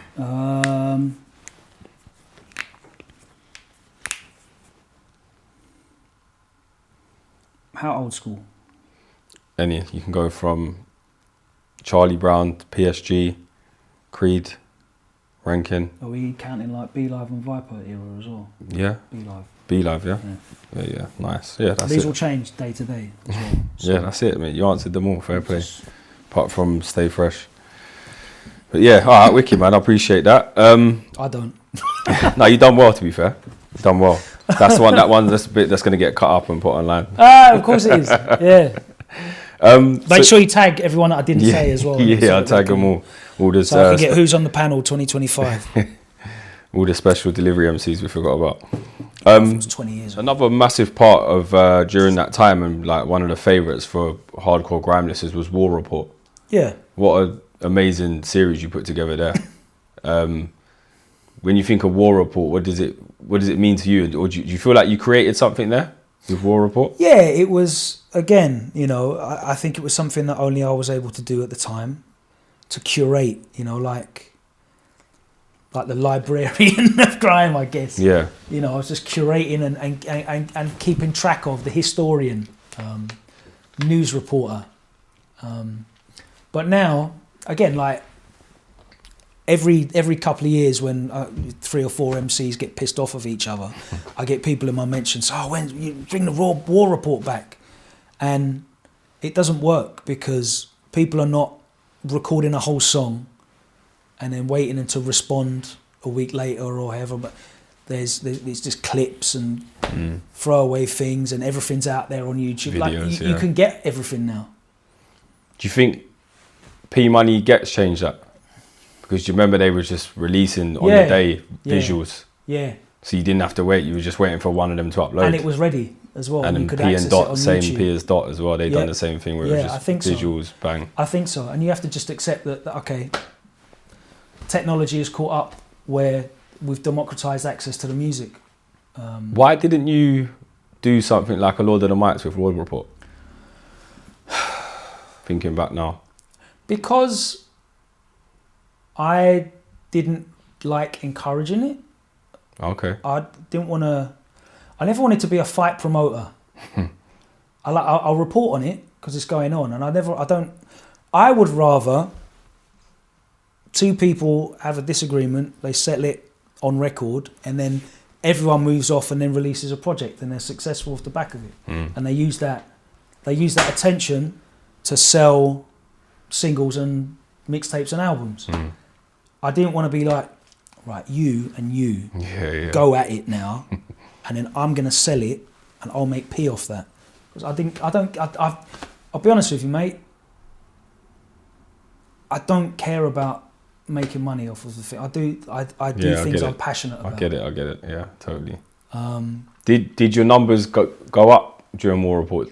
Always, yeah, of course, because people are tuning in to see what's going on. Yeah, that was the exciting and sad thing, especially during the P and Gets time, because that was a real time when everyone was like shitting on Grime a bit. Yeah, you know, and then all of a sudden everyone cared about Grime again. But it's because names that they recognised were going at each other. Yeah. And it kind of like highlighted people fed off the negativity more than they did off the artistry. But would you not say because that's Grime in its rawest form? That's what we remember back on the, like conflict and all of that. That's what we... I think that people remember moments because they're exciting, but I don't think that's all that people remember. People remember Grime because it's exciting. Now, it can be exciting when people are clashing each other. Conflict is always, specifically the conflict DVD, talking about Dizzy and Titch, but, or whether it's like Wiley and Lethal or whatever it is, but people also remember DEE stepping into a rave and saying a single word and getting reloaded without even having to spit, or many other things that have happened, and that excitement is there. But when it kind of is only generating a reaction when it's negative, beef or conflict or these clashes or disses or whatever's going on. Because I even think, like the first Eskimo dance. Yeah. I think, was it Wiley and Dougs? Was that the first one? One of them. That wasn't the first. Was that the second one? I think that was Eskimo Dusk under 18s. I think it was. Because you just think back to, and I feel like that's why people like the clashing, because it just takes you back to times like that. I think if you look at where that comes from, which is all, sound system, stage show culture. Everyone wants to be part of Sting. Yeah, of course. But Sting exists outside of clashes. It's a celebration of performances and stage show, and people can go to Sting and perform and never clash anyone else and just get big, massive forwards for their huge singles. And that's what Grime always has the potential to be. You see people talking about what Grime sets are like now, and they're very much like a tribute act where I want the MCs that I know to come and spit the bars that I know them for over the beats that I recognise. Yeah. And that is very kind of Sting-like, where it's like everyone's greatest hits and they're spitting over their theme music and it's performative. But unless you have the other elements of it, where there's new avenues and new artists with new bars, it kind of stagnates. And I think that if the only way we can generate new excitement is clashing and like actual conflict, this is like real friction that could end in, there's been plenty enough times when it has ended in people getting their face smashed in or getting stabbed or worse. That then becomes really tenuous, because it feels a bit exploitative of the lifestyle and the culture. I don't want the only way that people can get attention to be negative. I want to celebrate the artistry of what they do. And there's artistry in clashing, and it is fantastic format. Of course. But it kind of the Get Some P Money situation, where I saw people flooding back and suddenly they're caring about Grime again, only because people were clashing with each other. It kind of rankled me a little bit, because they were still making great music. For me, I just feel like, because of where the music and the people that represent Grime and stuff are from, like the streets of London and Manchester, Birmingham, whatever, I feel like it's just more organic. because let me just explain it more. So like, let's just say, for example, you had a good body of work, like The Voice of Grime. Do you remember that CD? Yeah. Where it was just all vocals. Yeah. Wicked body of work, but wouldn't have got as much love as something like the RSG's mixtape. Do you know, like, because I feel like it's not relatable, or it wasn't what people wanted to hear. So that's why I feel like it depends, because that Voice of Grime CD could have been successful in different spaces, which it was actually. It did. I think the Voice of Grime CD probably made more money than a great the CD, RSG to be mixtape. fair. You know. Yeah. But they're very different. They're very different types of art. Doesn't mean it's better. It's different. And I think if we kind of go, oh yeah, well, clashing is more true to the culture of what's happening in the streets, that's really limiting of what the culture of the streets is, because it isn't just clashing all the time and conflict. There's a lot of creativity, there's a lot of emotion, there's a lot of expression, there's a lot of hopes and dreams. And I definitely think more now. Definitely more now. I feel like back then, obviously it would have been there as well, but I just feel like, yeah, it was just a little bit more raw. Like let's just say now, drill, is like raw in its rawest form. We don't know in 10 years' time there'll be female vocals over drill music. Do you know what I mean? I feel like we're talking about different times. Do you understand what I'm saying? Yeah, I hear that, but I think that again, it's human nature, and we can't just. You have to evolve, right? Yeah, but you also can't just pigeonhole something as to like what is true, because everyone's living their own lived experiences. And you know, if Kano wants to talk about what he sees out his window and his hopes and aspirations, and he's not doing tracks about the same stuff that like Roadside G's are doing, who are routinely in trouble for their activities, then like they're both being true to their lives, you know what I mean? And both of those lives are happening in inner city London, in the same socio-economic circumstances. So I think there's a lot of space for that. But generally, like, grime as a genre is about being exciting, and you can be exciting without. I don't know, man. It's mad, because I look at a lot of other entertainment industries, and they're kind of doubling down and leaning into it a lot more. You know, you look at boxing, and boxing is becoming, the amount of money that's being generated from people that can't really box but are creating got a story, hype around their beef with each other, that they're going to settle in the ring, is crazy. So obviously people feed off it, they love it. It does generate it definitely interest generates money. And again, I told you, I'm not motivated by generating money, which is why I never went, I'll do a War Report Clash live event thing. Because for me, it was, I was always a bystander, a viewer, an observer, not an instigator. I don't want people to clash. I want people to make sick music. You know. Yeah, fair. Because I've literally seen people get stabbed. I've literally been and visited people in hospital.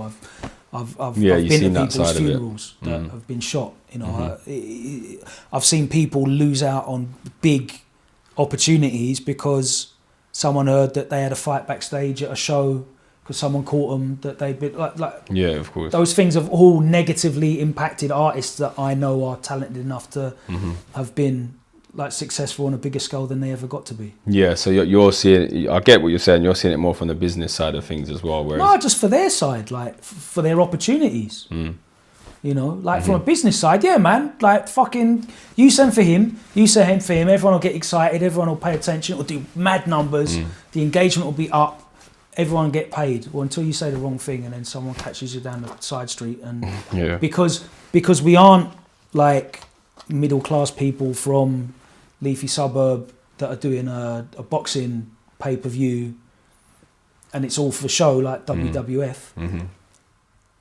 Someone says the wrong thing and they get caught, and it's consequences. It's a madness. You know. Agreed.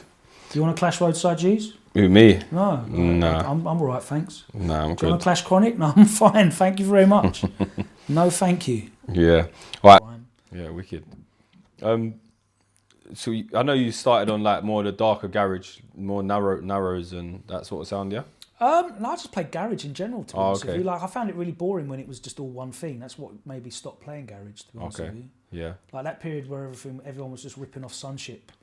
Yeah. And it was all just vocal two-step refixes and all sounded the same.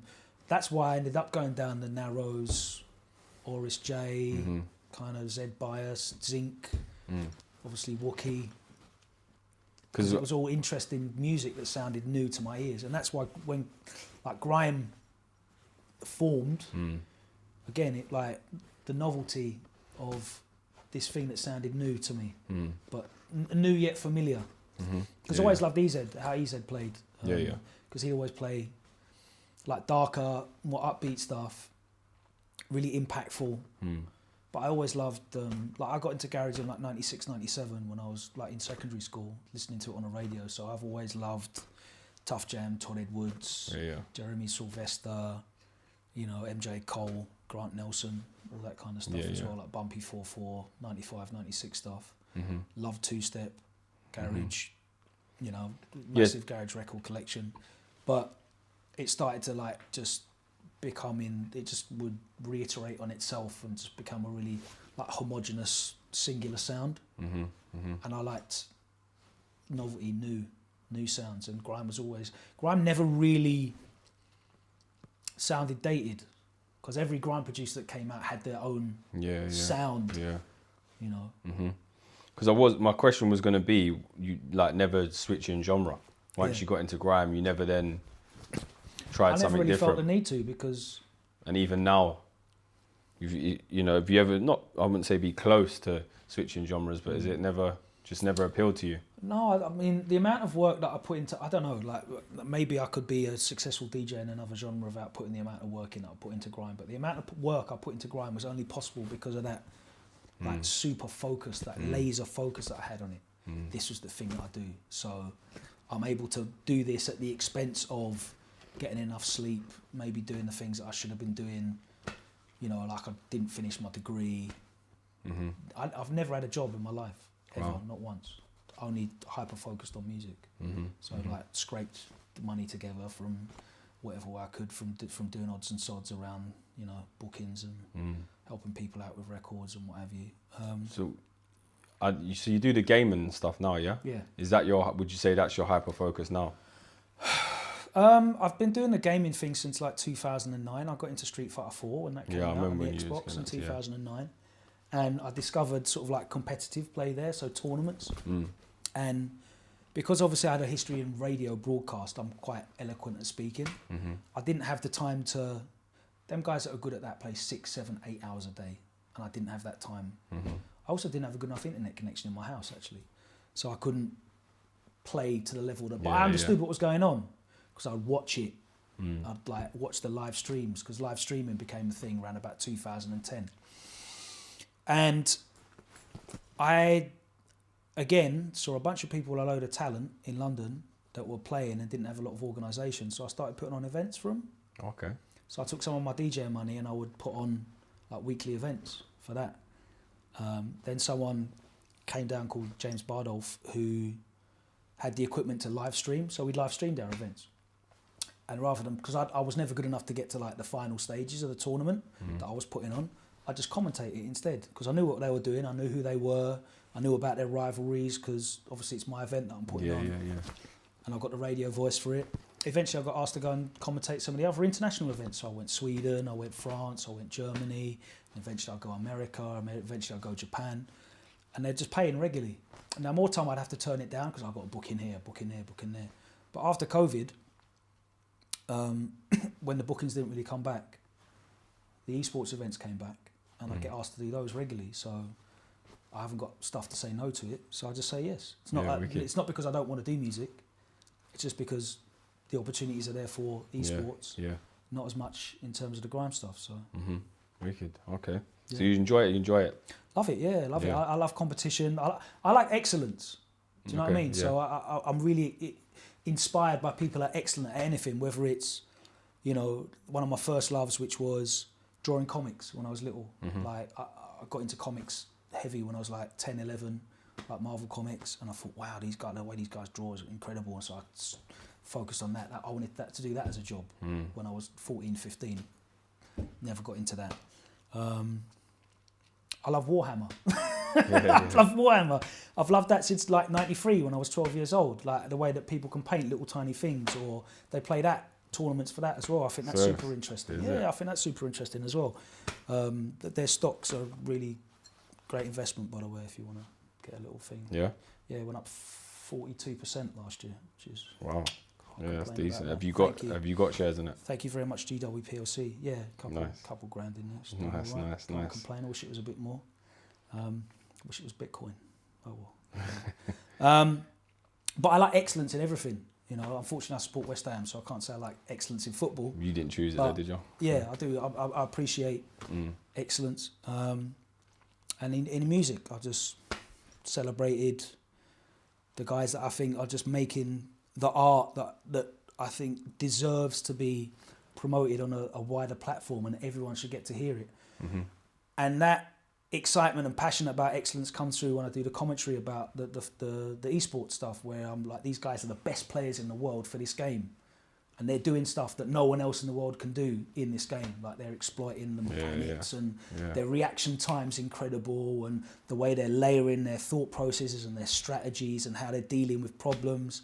I find that super interesting as well, and it comes through in my broadcast. So I've been really consistent. I'm like one of the top rated people in that. Yeah, quality, man. Well done. That's good. Yeah, nice. I'm very fortunate that I've been able to like monetize my hobbies, and I think maybe that, to be honest with you, you're talking about you know, the positive effect that maybe my neurodivergence has had on me. It's that ability to take my passion for hobbies and be able to find a space to exist. That's a skill. Yeah, and maybe, you know, like there's definitely parents out there that have got kids that might be a little bit socially awkward or whatever, but they're really good at this this game that they play, or they're really passionate about doing this hobby that they have, and maybe the parents don't see a path for it, like, oh, you should go back to and focus on your schoolwork and go down this job path that is stable, but it doesn't inspire you. Maybe the kids they're not built for that.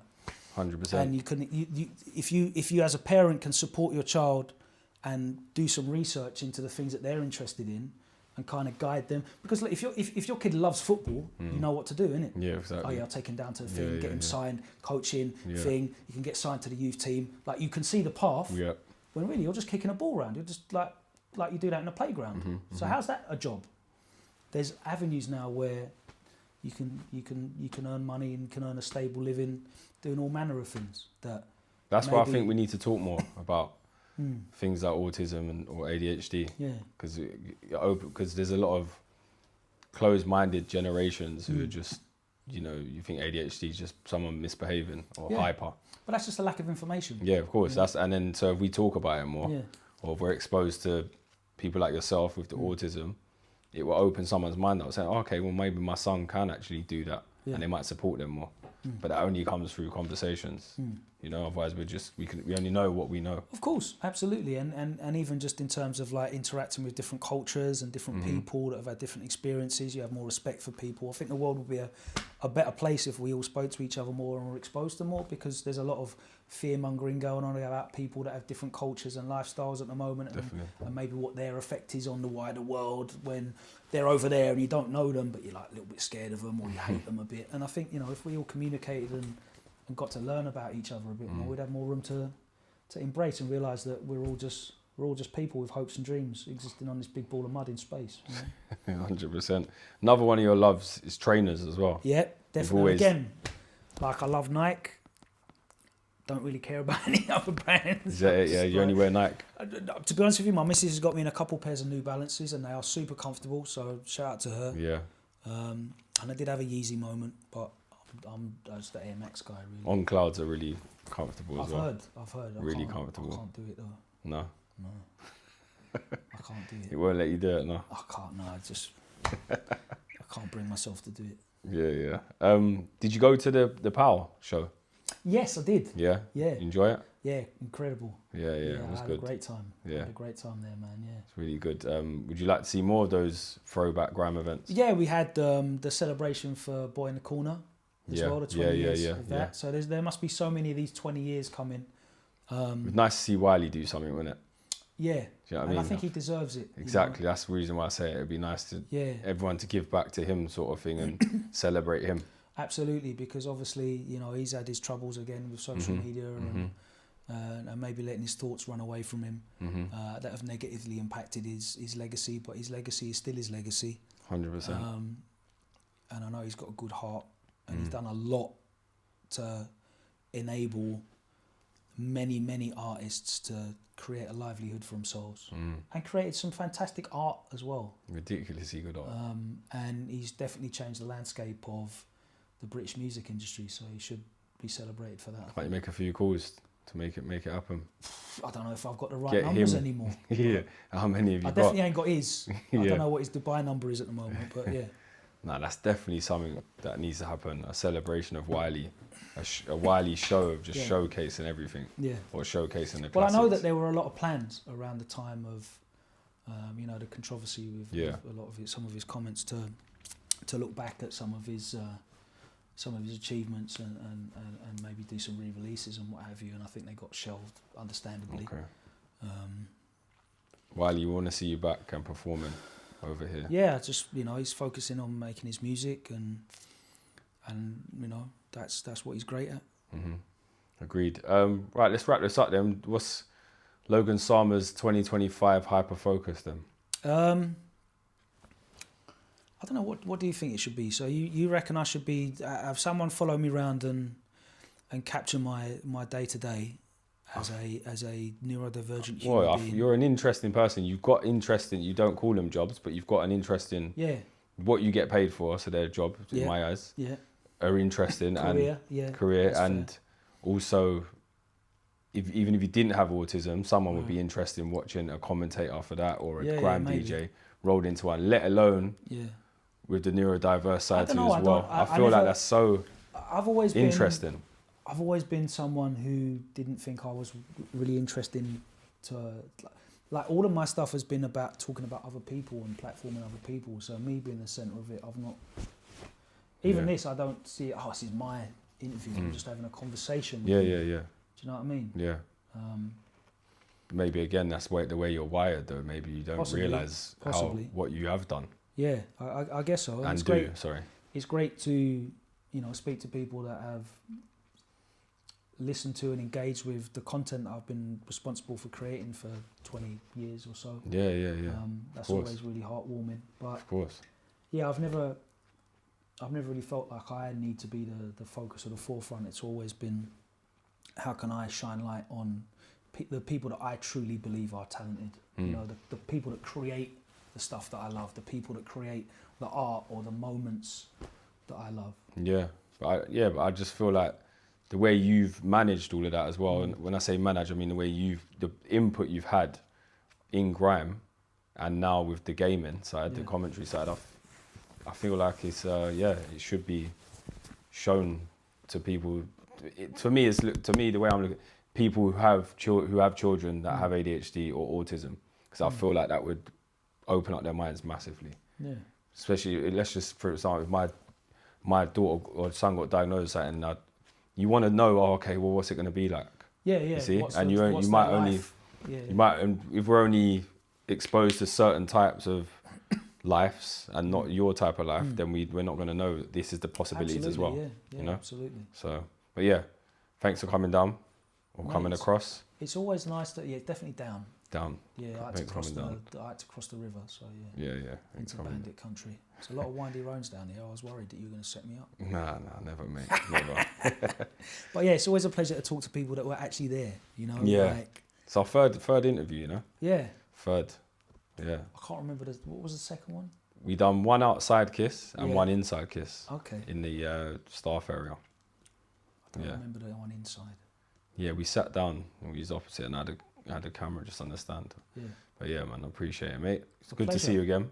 Nice to see you. And I'm actually going to take a bit more interest in your commentary. Okay. Check it out. I always wanted to be a commentator when I was young. Really? When you play FIFA and I used to always commentate to myself, playing by myself. I think that really does me well as well, because like growing up in and around British football commentary, it's very different from like the American style. So like the way that I commentate with my fellow Brits, we kind of have an edge because our commentary style is so informed by like British commentating. Yeah. And it really stands out, I think, when we go out there. Everyone says to us, like, I commentate normally with a guy called F-Word, Femi, he's my mate from South London. they say, oh, when you commentate our matches, it feels like they're really important.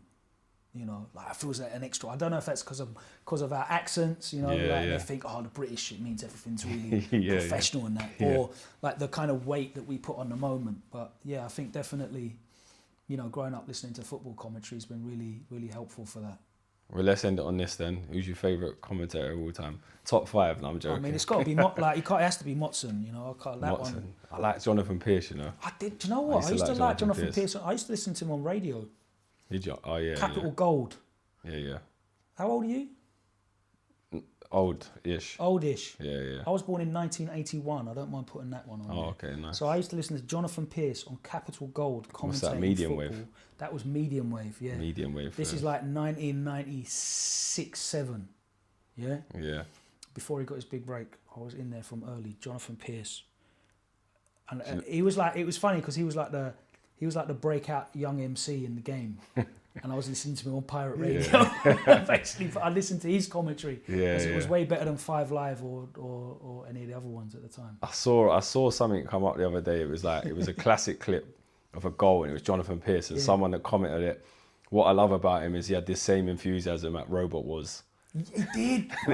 He was just the same. I was like, that's quality. Way through, I was like, it's so right. Like, it could be a goal in the World Cup final. It could be 2 robots going at it, and he'd have the same enthusiasm. Come through and that's what you should take with yours.